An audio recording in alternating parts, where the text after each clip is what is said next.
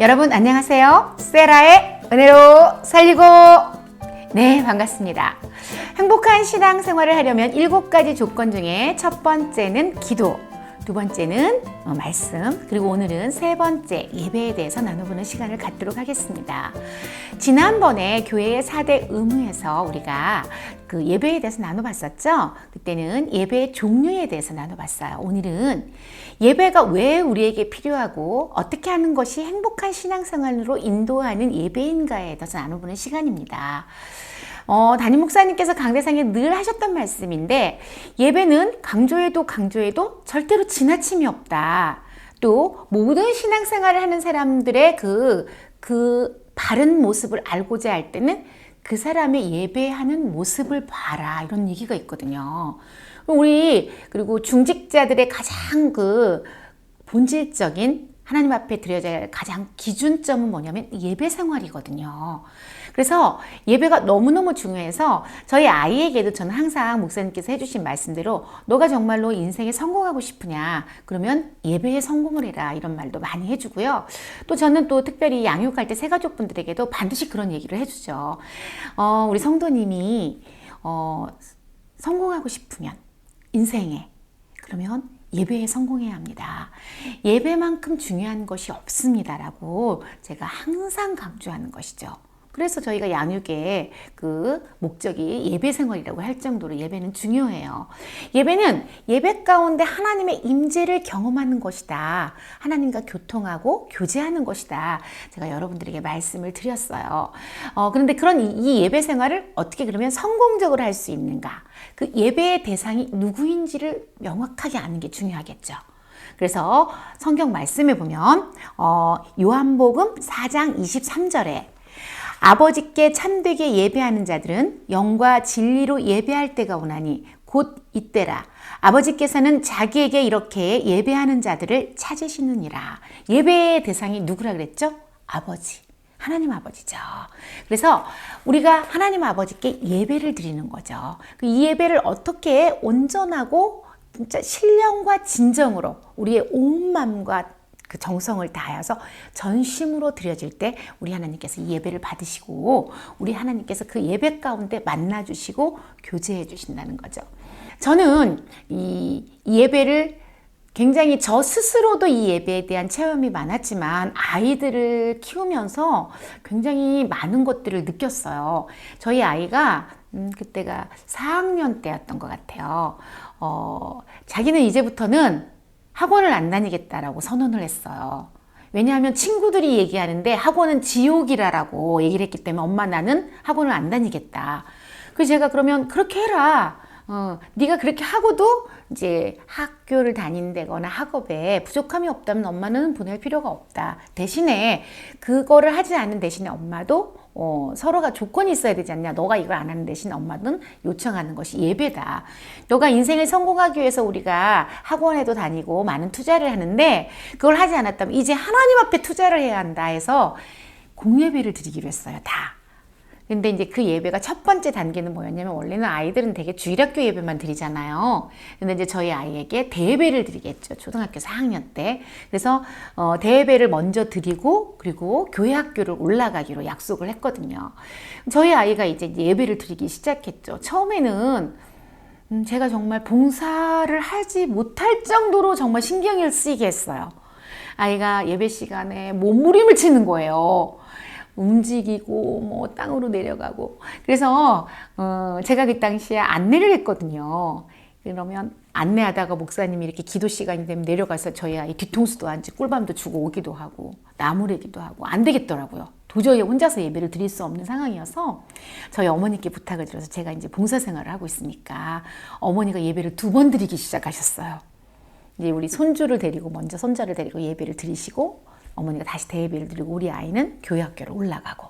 그러니까 어머니도 되게 이제 점잖으신 분이신데도 이 아이가 이제 난리 요동을 치니까 너무 무안하신 거예요. 그러면서 이제 날이 가기 시작했죠. 저도 뒤에서 진짜 조바심을 내면서 기도하면서 지켜보면서 애가 타는 거죠. 그렇게 날이 가기 시작했어요. 우리 아이가 예배를 드린 지. 그런데 사실은 저는 우리 아이가 뭔가 예배의 모습이 달라지기 시작했다 이런 생각을 차마 못했어요. 그러니까 대개의 부모님들이 자기 자식들에게 만족함이 없는 것 같아요. 끊임없이 단점을 보기 때문에 저도 마찬가지로 저희 아이의 단점을 봤기 때문에 우리 아이가 뭔가 달라졌다 이런 생각은 전혀 못했어요. 그런데 담임 목사님께서 그렇게 우리 아이가 뭐 예배를 드리면서 손을 올리고 땅으로 내려가고 밑으로 올라갔다 올라오고 막 이렇게 예배 앞자리에 앉아서, 그것도 두 번째 자리인가 세 번째 자리에 앉았는데 그렇게 아주 한 번을 지적을 안 하시는 거예요. 너무 신기했죠. 그게 너무 죄송하고 예배 시간에 방해가 됐으니까. 그런데 어느 날 제가 이제 그 당시에는 구미동 성전이었으니까 성도들이 나오면 제가 앞에 새가족부여서 이제 인사를 드리고 목사님께 저분은 어떤 분이다 이렇게 소개를 하고 이렇게 서 있는데 목사님께서 제가 질문을 하시는 거예요. 요즘 이렇게 재민이가 예배를 잘 드려요?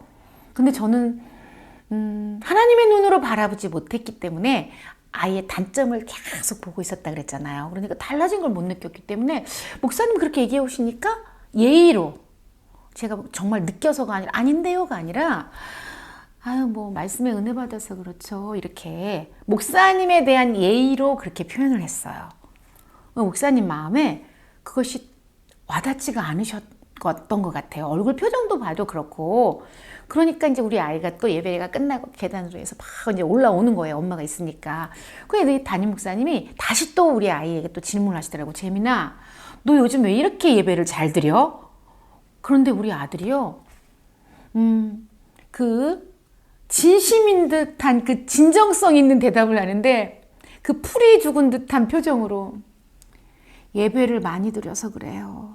이게 눈까지 내리면서 이렇게 얘기를 하는 거예요. 그래 목사님이 네가 예배를 드려서 이렇게 좋아졌어? 그랬더니 네, 이렇게 얘기를 하더라고요. 그런데 담임 목사님이 그 후에 설교를 하셨어요. 강대상에서. 저기 앞에 앉아서 우리 재민이가 예배를 드린 지 이제 딱 6개월이 됐습니다. 저는 근데 우리 아들이 6개월 된 줄도 몰랐어요. 너무 대단하신 거예요. 우리 아들이 그 앞자리에 앉아서 예배를 드리는 모습을 목사님은 다 지켜보신 거죠. 그리고 6개월이 되었을 때 재민이가 이제 예배를 드린 지 6개월이 됐습니다. 그런데 처음에는 우리 재민이가 예배에 집중하지 못했는데 저렇게 예배를 잘 드리는 아이가 되었고, 질문을 했더니 예배를 많이 드려서 이렇게 예배를 잘 드리는 사람이 되었다고 말을 합니다. 그때 이제 쇠마에 대해서 목사님께서 설교를 하실 때였어요. 들으라, 이스라엘아 들으라. 쇠마 이스라엘 하면서 그 쇠마에 대한 말씀을 진행하시면서 우리 재민이가 저렇게 말씀을, 이스라엘 하나님의 말씀을 듣기 시작하면서 저렇게 달라지고 예배 안에 이렇게 잡힌 모습, 말씀 안에 들어오는 모습을 보여지게 됐다. 목사님이 이렇게 선포를 하실 때 전 정말 뒤에서 너무나 깜짝 놀랐어요. 그 모든 것들을 지켜보셨던 것도 물론이고 우리 아들이 그 대답했던 게 진심으로 대답하는 거를 목사님은 받아들이신 거거든요. 근데 그 일이 있기 전에 저하고 우리 아들과의 에피소드가 있었는데 목사님께서 그것을 지적을 딱 그 말씀을 전하시고 강대상에 선포하실 때 모든 것이 다 느껴지는 거예요. 저는 너무나 저희 아들보다도 더 그 하나님의 말씀 안에 잡히지 못했던 사람이었더라고요. 예배 가운데. 무슨 일이 있었냐면 설교 말씀 중에 그때 이제 어버이 줄이었던 것 같아요. 그래서 우리는 부모에게도 하나님께도 그 은혜를 잊지 않는 그런 그 자녀여야 한다. 목사님께서 그런 말씀을 하시면서 살모사와 같은 그런 자녀가 되어서는 안 된다. 이런 말씀을 하셨어요. 그러면서 살모사는 어미를 잡아먹고 그래서 살모사다. 그 뱀 얘기를 하시면서 그렇게 그 예화를 들어서 설명하시면서 우리가 하나님 앞에 그런 사람이 되어서는 안 된다라는 말씀을 하셨는데 너무 은혜를 받았죠. 저희는 다. 그런데 예배가 끝나고 돌아와서 저희 아들 이야기가 엄마, 목사님은 살모사가 엄마를 잡아먹는다고 생각하시나 봐. 그렇게 얘기를 하더라고요. 그래서 그럼 아니야? 그랬더니 살모사는 일반적으로 그 파충류, 저희 아들이 굉장히 파충류에 관심이 많아서 어렸을 때부터 혼자서 책을 다 사서 찾아보고 그런 아이였어요. 그쪽 방면은 아주 탁월하게 그 당시에 초등학교 4학년이었음에도 그쪽 파충류에 대한 지식은 아주 월등해서 그 서점에 가서도 이제 그 생물학자들이 쓴 책, 대학 교수들이 쓴 책을 보던 그쪽 방면에만 이제 발달을 한 거죠. 좋아하는 것이니까. 자기가 읽었던 책 중에 살모사가 그 탈모사 새끼가 엄마를 잡아먹어서 그런 게 아니라 그 파충류는 난태생 그러니까 알로 낳아서 부화를 하는 게 있고 또 실지로 낳는 게 있는데 그 일반적인 살모사는 다른 파충류와는 다르다는 거예요. 그래서 이 살모사 엄마가 새끼를 낳아놓고 지치니까 그 누군가가 영양을 공급해주지 못하니까 지쳐서 죽어버린다는 거죠. 그 새끼가 어미를 잡아먹어서 그런 게 아니라 그래서 내가 그러면 목사님께 그 말씀을 드려 재민아 네가 제 마음에 어디가 이런 지식을 아니까 담임 목사님께 말씀을 드려라 목사님께 이런 정보를 제가 이렇게 얘기를 했더니 우리 아들이 엄마 목사님이 어떤 분인데 우리 목사님은 얼마나 대단하신 분인데 내가 그런 얘기를 해. 제가 그때 이렇게 목사님도 모르는 게 있을 수도 있지. 그러면 알려드리면 되지. 이렇게 생각을 했거든요. 저는. 그런데 우리 아들은 그 예배를 계속 6개월간 들여가면서 목사님이 하나님께 쓰시는 주의 종의 영권을 알아버린 것 같더라고요. 그러니까 목사님은 감히 내가 어떤 세상적인 지식을 드릴 그런 분이 아니라는 것을 이 아이가 벌써 안 거죠. 그래서 제가 목사님께서 강대상에서 그런 그 재민이가 달라졌습니다라는 선언을 하실 때 우리 아이 외적인 어떤 부분, 예배를 드리는 어떤 모습을 말하는 게 아니라는 것을 정말 다 이게 딱딱 맞아지면서 떨어지면서 알게 된 거예요. 그때 우리 재민이가 이야기했던 목사님에 대한 부분은 이 아이가 영적인 주의종, 하나님이 쓰시는 주의종, 영권에 대해서 알고 있었구나. 그래서 담임 목사님께서 질문했을 때 말씀을 많이 드려서 이렇게 됐어요. 예배를 많이 드려서 그래요. 이 대답이 이 아이가 나처럼 담임 목사님께 대한 인간적인 예의로 대답한 게 아니라 이 아이는 영으로 완전하게 깨닫고 목사님의 그 영권에 아멘하는 마음으로 했던 거구나. 이 마음이 딱 오는 거예요. 너는 나보다 훌륭하다. 아이들은 우리보다 훨씬 이 마음밭이 좋더라고요. 그때 제가 예배에 대해서 정말로 깨달았죠. 우리 아이가 이 6개월 예배 동안에 너무나 많은 성장을 했고 영적으로 목사님께서는 강대상에서 이 모든 것을 다 지켜보고 바라보고 계셨구나. 이 모습을 나중에 우리 목사님께서 이제 그 책을 쓰셨는데 우리 재민이의 예화가 들어가 있어요. 지금 너무 영광이죠.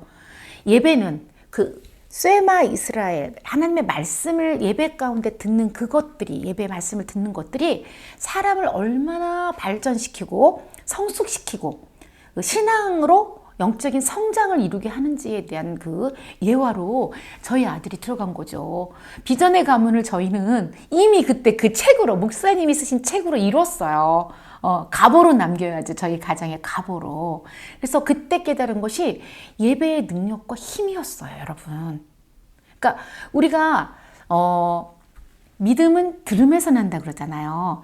이제 이전 시간에 우리가 공부했던 말씀에서 말씀은 자꾸 들어야 한다라는 그런 그 단원이 있어요.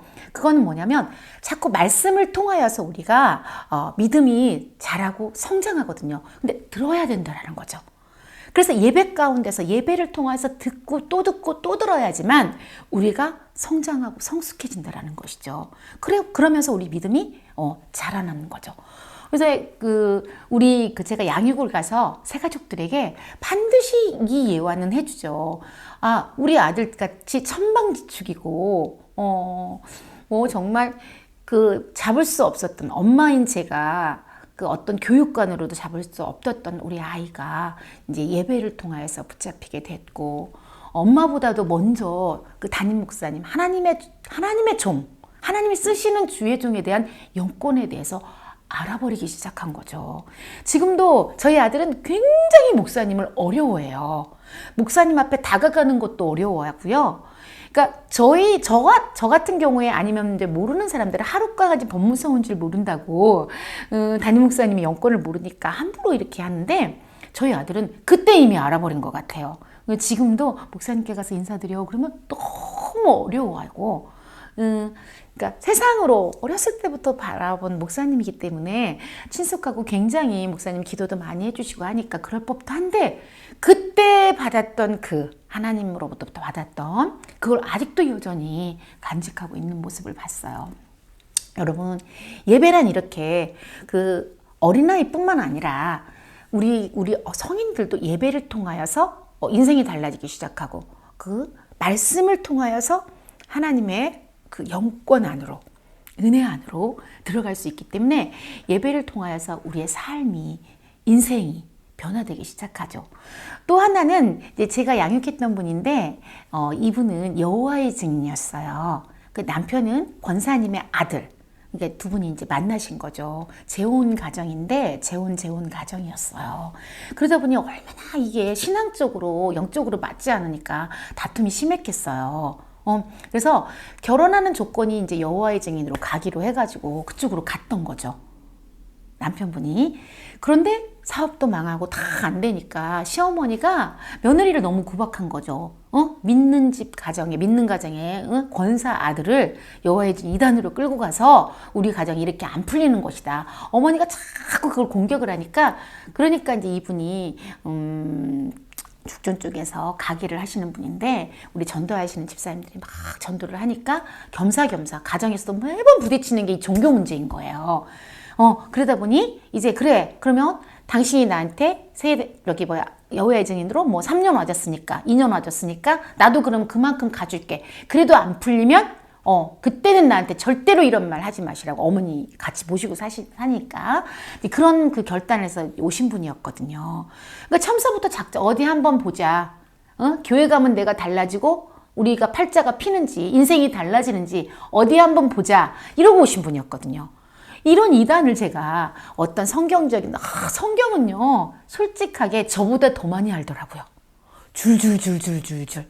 여호와의 증인들은 성경을 암송을요 정말 줄줄줄줄 하기 때문에 이 말씀으로 쟁론을 할 수가 없거든요. 제가 승부를 걸었던 게 뭐냐면 예배였어요. 그래서 성도님 약속을 하셨으니까 일단 예배를 드리시는데 앞자리로 가세요. 이렇게 말씀을 드렸죠. 그리고 제가 권하는 예배는 다 나오세요. 이렇게 해서 주일 예배와 일단은 철야 예배를 나오기 시작했죠. 이제 가게를 하니까 수요 예배는 못 오고 주일 예배와 철야 예배는 가게 문 닫았으니까 올 수 있어서 주일 예배와 철야 예배를 앞자리 가서 예배를 드렸거든요. 그러니까 첫 번째 온 예배가 먼저는 이제 철야 예배였어요. 가게 문 닫고 앞자리에 앉았는데 화면에 비치는데 얼굴이 시커매가지고 우리 강대상의 담임 목사님을 째려보고 있더라고요. 이렇게. 그 화면에 비치는 그 모습을 보고 제가 너무 간이 졸이는 거예요. 교회에서 예배드리는 사람 모습이 정말 새카매갖고 목사님을 그 째려보는 모습 있잖아요. 어디 한번 보자. 너 한번 해봐. 이거 있잖아요. 이런 모습이었는데 정말 그분이 제가 뭐 양육으로 도대체 뭘 얼마나 했겠어요. 저는 이제 예배만을 권한 거죠. 예배를 드리세요. 집사님 가정이 네 애, 내 애, 우리 애가 만나서 얼마나 이 다툼이 심하고 시어머니와 또 모든 문제가 해결이 안 되고 사업도 다 빚 때문에 빚더미에 앉아 있는 거죠. 완전히 올라서. 이런 상태이니 우리가 예배를 통해서 인생의 문제를 풀어보자. 이래가지고 예배를 드리기 시작했는데 진짜 예배를 드리면서 기적이 임하기 시작한 거죠. 이분이 저한테 무슨 얘기를 하셨냐면 전도사님 제가 예배를 드리는데 저 원래 소강성 목사님 처음에부터 별로 마음에 안 들었거든요. 마음에 어떻게 들을 수가 있겠어요. 어디 한번 해봐 그러고 왔는데 니네가 여기 내가 교회 다닌다고 우리 인생이 풀리고 가게가 풀리는지 한번 보자. 그거는 남편에게 또 시어머니에게 그 전쟁을 치르기 위한 장소잖아요. 그러니 뭐 어떤 은혜를 받을 수 있겠어요. 그런 그 성도님에게 어느 날 이 목사님께서 이 강대상으로 이렇게 착 들어오는데 이분이 그러는 거예요. 진짜 깜짝 놀랐대요. 목사님 그 강대상을 오는 그 뒷부분에 정말 환한 빛을 본 거예요. 그리고 그 목사님의 모습이 너무 뭐라고 해야 될까? 귀엽다고 하면 제가 좀 잘못 표현한 걸까요? 이런 얘기를 하는 거예요. 그거는 뭐예요? 마음이 열리면서 사랑의 마음이 오니까 하나님께서 열어주신 거죠. 그러면서 자기도 모르게 어디 한번 해봐 째려보던 눈이 풀리기 시작하고 귀여운데 어떻게 귀엽고 막 이런 마음인데 어떻게 그 안 좋은 마음이 되겠어요. 예배 중에서, 예배 안에서. 그래서 이제 그런 다음에 이제 말씀이 들어오기 시작하면서 이분이 진짜 달라지기 시작하고 그러면서 가정에서도 문제가 해결되기 시작하고 빚더미에 앉았던 것들이 서서히 해결되면서 하나님을 찬양하고 싶다는 얘기를 하더라고요. 그래서 그분이 철야의 예배 그 찬양팀에 올라가서 찬양도 하는 그 예배를 통하여서 찬양도 하면서 인생의 문제가 하나씩 하나씩 예배를 통해서 풀려가는 그런 응답을 받기 시작했죠. 여러분, 정말 막혀있고 힘든 인생을 사는 많은 새가족들을 만날 수도 있고 또 순원들 중에서도 너무 힘들어요 라고 한 분들도 계실 수 있어요. 그럴 때는 예배로 인도하시고 앞자리로, 예배의 앞자리로 인도해 보세요. 주님께서 만나주시고 그 사람 상황과 환경과 형편에 따라서 그와 함께 해주시는 그런 역사를 일으켜 주실 거예요. 그래서 예배는 승리할 수 있는 지름길이에요. 여러분들이 양육 가셔서 예배를 드릴 수 있도록 최선을 다해서 인도하는 것, 이것이 정말 잘하는 양육이라는 것이죠. 또 순원들을 잘 섬기는 것도 순원이 예배 자리로 나올 수 있게 해주는 것입니다. 오늘 이 시간에는 그 예배에 대해서 나눠봤습니다. 다음 시간에는 행복한 신앙생활하는 조건 이제 4번째 나눠보는 시간을 갖도록 하겠습니다. 네, 여러분 다음 시간에 만나요. 은혜로 살리고